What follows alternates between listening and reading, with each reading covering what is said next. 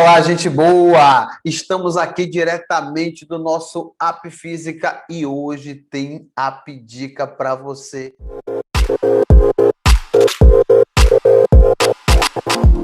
De um experimento extremamente importante e, de certa maneira, ele é muito visceral nas grandes provas de vestibular, que é um experimento fundamentado num princípio, que é um princípio de equivalência de energia.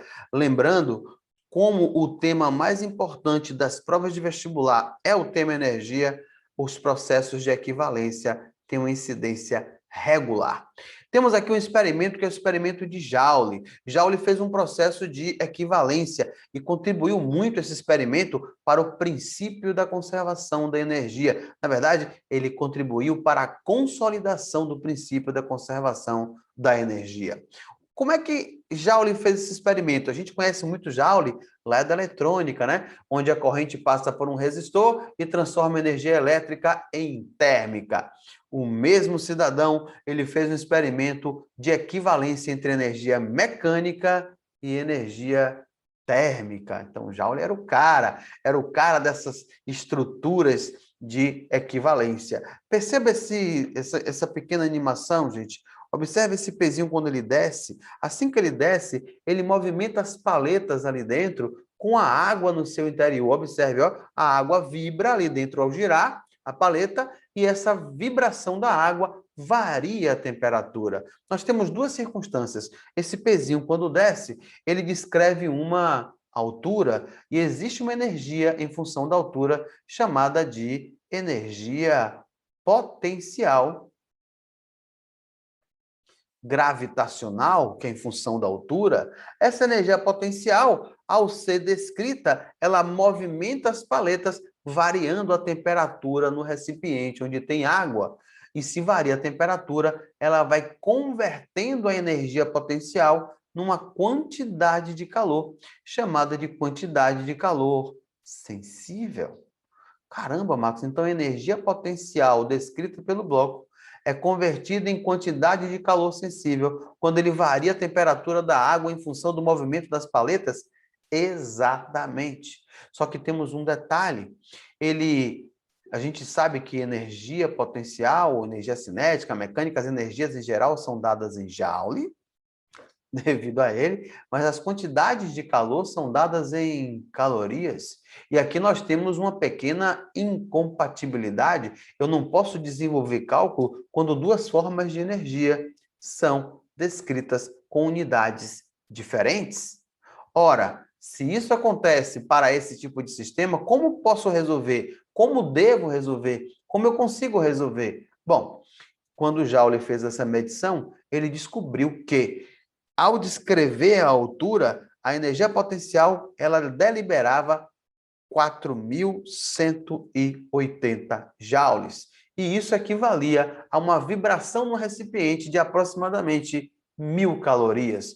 Ou seja, ele percebeu que 4.000, perdão, vamos botar assim, que 1.000 calorias, ou melhor, uma quilocaloria, corresponde a 4.180 joules.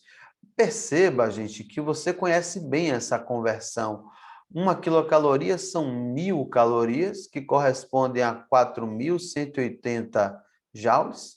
Se você passa o 1.000 dividindo, você vai ter que uma caloria corresponde a 4,18 joules.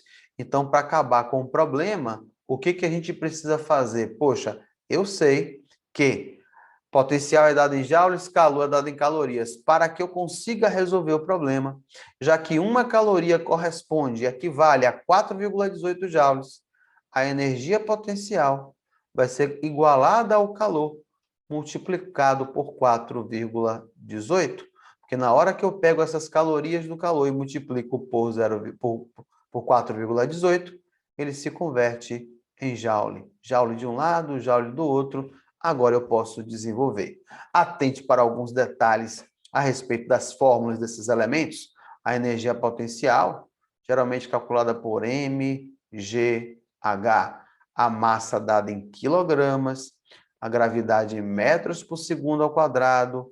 a altura dada em metros, e essa energia com a equivalência dessas unidades é dada em joules. A quantidade de calor é mc Δθ, onde m é a massa da água que vibra no recipiente, que é dada em gramas. Δθ é a variação da temperatura que a água sofre, dada em graus Celsius. E esse Czinho é o calor específico, aquilo que identifica a substância que está sendo aquecida.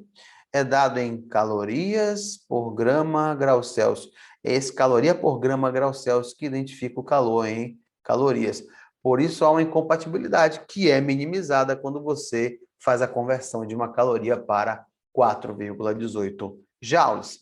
Aí você diz, poxa, Marcos, tudo bem, entendi que tem uma equivalência, né? O bloco vai descendo, a energia potencial que ele desenvolve vai ser convertida em quantidade de calor sensível, mas qual é a grande importância do uso disso? A importância do uso disso. Boa pergunta. Vamos ver a importância. Na experiência de Joule, uma massa de 3 kg cai de uma altura igual a 20 metros. Então, tem um experimento de Joule, essa massa vai descer em uma altura de 20 metros, girando as pás que aquecem 0,6 kg de água contida em um calorímetro a 15 graus Celsius.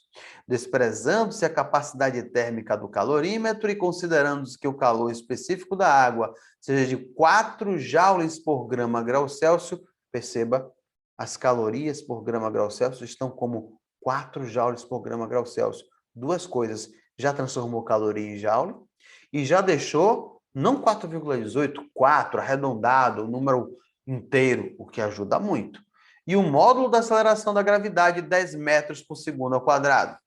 Pode-se afirmar que a temperatura final da água é igual em graus Celsius a... Nós sabemos que no experimento de Joule, a energia potencial gravitacional é convertida em quantidade de calor sensível. A energia potencial gravitacional, mgh. A quantidade de calor sensível, mc Δθ. Eu vou fazer assim, ó, gente, m', porque por acidente você pode cortar as massas e são massas diferentes. Uma massa é a massa que está descendo em função da altura. A outra massa é a massa de água vibrando ali dentro do recipiente. Então, botei m e m', só para diferenciar um do outro. A massa que desce, ela vale 3 kg, a gravidade é 10 e a altura vale 20. A massa m', cuidado, m' é a massa de água. 0,6 kg, a gente viu que na quantidade de calor é grama, 600 gramas. M' 600.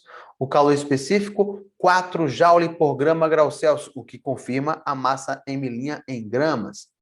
4. Variação de temperatura, deixa aqui, direitinho. Então, vamos lá. 3 vezes 10, 30 vezes 20, 600, é igual a 600 vezes 4 Δθ, ó. Vou simplificar aqui, 1 é 4 Δθ. Então, fica 1/4 igual a variação de temperatura. Então, a variação de temperatura, 0,25. Quem é a variação de temperatura? É a temperatura final menos a temperatura inicial, que é 0,25. Então, fica a temperatura final menos quem é a temperatura inicial, 15, que é igual a 0,25. Então, a temperatura 0,25 mais 15. Então, a temperatura vale 15,25 graus Celsius. Esse é o valor da temperatura final, portanto, seria a letra A. Observe que essa equivalência ela não é uma equivalência boba, ela não pode ser minimizada ou desprezada, gente. Muita atenção, porque esse tipo de exercício pode ser muito complexo. Mas eu espero que eu tenha ajudado você, espero que você continue com a gente aqui no App Física. Eu sou o professor Antônio Marcos, foi um grande prazer e até a próxima, gente boa!